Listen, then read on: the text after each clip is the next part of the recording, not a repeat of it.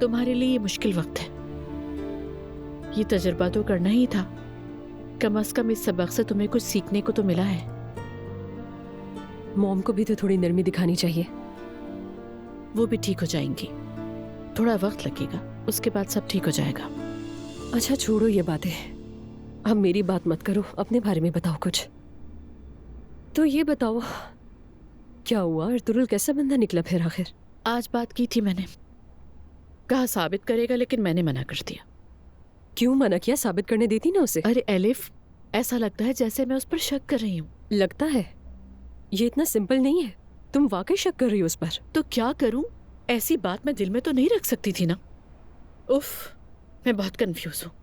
यार मर्दों को तो बंद कर देना चाहिए, इनका होने का फायदा ही क्या है आखिर? कसम से इन सब में तो वाकई मैन्युफैक्चरिंग फॉल्ट है। शायद गलती हमारी अपनी ही है। तुम्हें दर्द महसूस करना अच्छा लगता है क्या? तो क्या करूं फिर? अच्छा देखो, जो ठीक लगे वो करो, दर्द अच्छे से महसूस करो। चलो इन्हें कोसते हैं, मिलकर कुछ क्रिएटिव गालियां देते हैं और रिलैक्स करते हैं ना। मेरी बहन वाकई पागल हो गई।